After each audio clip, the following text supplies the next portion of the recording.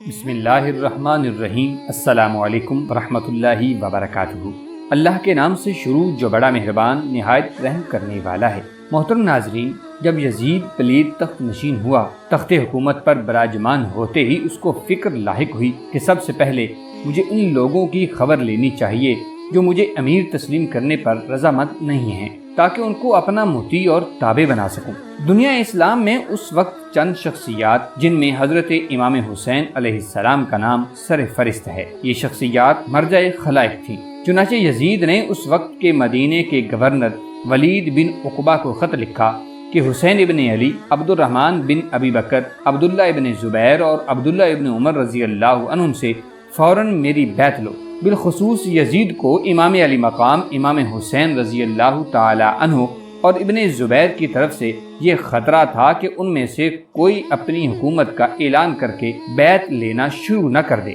Governor مدینہ ولید بن عقبہ نے اپنے نائب مروان سے اس سلسلے میں مشورہ کیا تو اس بدبخت نے کہا، بالکل ٹھیک ہے، اگر یہ حضرات یزید کی بیعت پر رضامند نہ ہوں تو کوئی لحاظ نہ کیا جائے اور ان کو قتل کر دیا جائے۔ چنانچہ ولید بن عقبہ نے امام حسین علیہ السلام کو بلایا اور حضرت امیر معاویہ کے وصال کی خبر سنانے کے ساتھ ہی یزید کی تخت نشینی اور اس کی حکومت کو تسلیم کرنے کے لیے بیعت کی بات شروع کر دی۔ حضرت امام علی مقام امام حسین نے حضرت امیر معاویہ کے وصال پر افسوس کا اظہار فرمایا اور یزید کی بیعت کے بارے میں فرمایا، یہ کام کوئی خفیہ طور پر نہیں ہو سکتا، اہل مدینہ کو بلا لو، وہ جو فیصلہ کریں مجھے اعتراض نہیں ہوگا، لیکن میں نے یزید کے بارے میں یہ ضرور سنا ہے کہ اس کا طریقہ زندگی خلفائے راشدین کے طریقے سے ہٹ کر ہے۔ وہ شراب بھی پیتا ہے، نمازیں بھی ضائع کرتا ہے، حلال و حرام کی تمیز نہیں کرتا، محرمات سے نکاح کو جائز کہتا ہے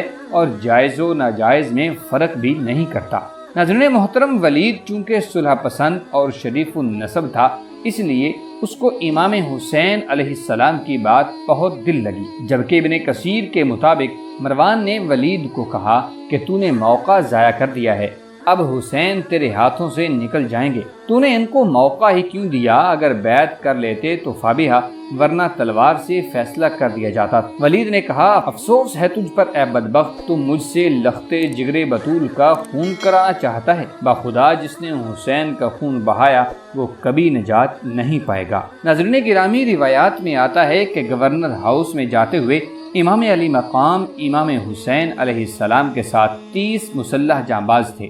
جن کو آپ نے دروازے پر کھڑا کر دیا اور فرمایا، اگر خطرہ محسوس کرو تو کوئی کارروائی کرنا، ورنہ ہرگز کوئی اقدام مت کرنا۔ جب مروان نے قتل حسین کی بات کی تو امام علی مقام نے اس کو جواباً ارشاد فرمایا، یہ کس کا کلیجہ ہے کہ ایسا ارادہ دل میں لائے، میری جانب نظر اٹھائے، جو میرے قتل کا عزم کرے گا میرے مرنے سے پہلے وہ خود مرے گا، اسی کے خون سے زمین کو سرخ کر دیا جائے گا اور اس کے گلستان حیات کو پامال کر دیا جائے گا۔ اے مروان، تیری یہ جرت کے مدینہ شہر میں میرے قتل کی بات کرو، تو کیا کوئی متنفس بھی یہاں مدینے میں میرا کچھ نہیں بگاڑ سکتا، میں سوائے کربلا کے کسی اور جگہ شہید نہیں ہوں گا کہ میرے نانا نے میری پیدائش سے بھی پہلے یہ خبریں دنیا کو سنا دی تھیں۔ ناظرین گرامی، جب یہ آوازیں بلند ہو رہی تھیں تو دروازے پر کھڑے 30 مسلح جوانوں نے چاہا کہ اندر گھس کر مروان کا کام تمام کر دیں، لیکن امام حسین علیہ السلام جلدی سے باہر تشریف لائے اور ان جانثاروں کو لے کر واپس تشریف لے آئے۔ بعد میں ولید نے مروان کو کہا، اے مروان، تیرا برا ہو تو مجھ سے کیسا مطالبہ کر رہا ہے؟ اللہ کی قسم، اگر مجھے ساری دنیا بھی مل جائے تو میں امام حسین کا خون ناحق اپنے سر پر نہیں لوں گا، کیونکہ مجھے ایک دن اپنے خدا کے پاس جانا ہے اور اپنے نبی کو بھی منہ دکھانا ہے۔ ناظرین گرامی، گورنر مدینہ نے یہ سارا حال لکھ کر یزید کو بھیجا تو اس پلید لعین نے بھی وہی کہا جو مروان بدبخت نے کہا تھا، اور اس کے بدلے بہت سارا لالچ بھی دیا گیا، مگر ولید بن عقبہ نے سب کچھ ٹھکرا دیا اور کہا، دوزخ کے اس راستے پر قدم بھی نہیں دھروں گا، نہ کسی لالچ میں آؤں گا اور نہ ہی یزید کے ظلم و ستم کی مجھے کوئی پرواہ ہے۔ اس کے بعد کئی خطوط ولید کو یزید کی طرف سے آئے اور ولید وہ خطوط امام علی مقام کو دکھاتا رہا، چنانچہ جب امام کو یقین ہو گیا کہ اب یہ لوگ مجھے یہاں رہنے نہیں دیں گے، تب آپ نے راتوں رات کوچ کا ارادہ فرمایا، گھر والوں کو تیاری کا حکم دیا اور خود جلوہ گاہے قدسیاں دستگیر بے کساں اور اپنے پیارے نانا جان کے روضہ منورہ پر حاضر ہو گئے۔ روتی ہوئی آواز میں عرض کیا، اے نانا جان، میری زندگی کے سہارے اور اپنے راج دلارے بھائی حسن کو بھی آپ نے اپنے پاس بلا کر سلا لیا ہے، اب میری بے کسی پر کون کڑے؟ اپنا درد دل آپ کے سوا کس سے کہوں؟ اے نانا جان، اس وقت دنیا سو رہی ہے اور آپ کا بیٹا حسین مدینہ چھوڑنے کی تیاری کر رہا ہے۔ اے نانا جان، میں وہی حسین ہوں جسے آپ کندھوں پر اٹھایا کرتے تھے، گود میں بٹھایا کرتے، کبھی چوما کرتے، کبھی سونگا کرتے تھے، اور جس کے لیے فرمایا کرتے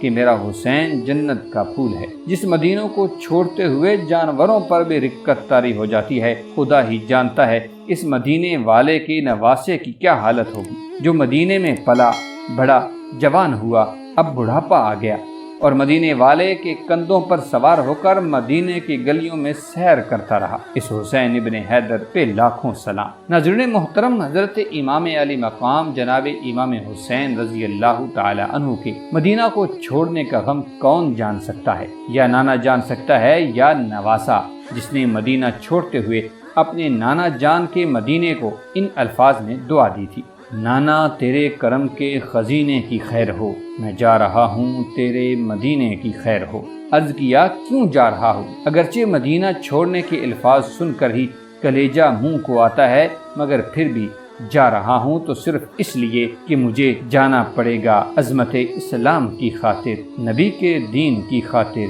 خدا کے نام کی خاطر۔ میں چاہتا ہوں کہ دنیا میں وفا کا نام رہ جائے، میرا کچھ نہ رہے لیکن خدا کا نام رہ جائے۔ یہ عرض و معروض ہو ہی رہی تھی کہ نیند آئی اور ملائکہ کی فوج ظفر موج کے جھرمٹ میں کملی والا آ گیا۔ نانا نے اپنے نواسے کو گلے سے لگایا، پیار کیا، دلاسا دیا، پیشانی پر بوسہ دیا۔ امام الانبیاء نے اپنے نواسے اور اپنی آنکھوں کے تارے کو صبر کی تلقین فرمائی اور کوہ جبر دل پر دھرنے کی تعلیم ارشاد فرمائی۔ فرمایا، بیٹا حسین، تیرے اوپر مصائب کے پہاڑ ٹوٹیں گے، ہم کی آندیاں چلیں گی، تیری اولاد تیری آنکھوں کے سامنے ذبح کی جائے گی، لیکن خبردار، جنتی جوانوں کے سردار ہو، اپنے نانا کا فرمانے علی شان نہ بھولنا، فاسق و فاجر کے ہاتھ پر بیعت نہیں ہو سکتی۔ امام علی مقام نے اپنے نانا جان کی ہمت، جرت، حریت و آزادی سے معمور نصیحت سنی اور آپ کے قدموں کی طرف نظر جھکا کر اشارہ کیا اور کہا، سر تک بھی اگر کاٹ کے پھینکیں گے ہمارا، ہم آپ کے قدموں کی قسم اف نہ کریں گے۔ ویڈیو اچھی لگی ہو تو ویڈیو کو لائک کرتے ہوئے چینل کو ضرور سبسکرائب کر لیں۔ ملتے ہیں ایک نئی ویڈیو کے ساتھ، تب تک کے لیے اللہ نگہبان۔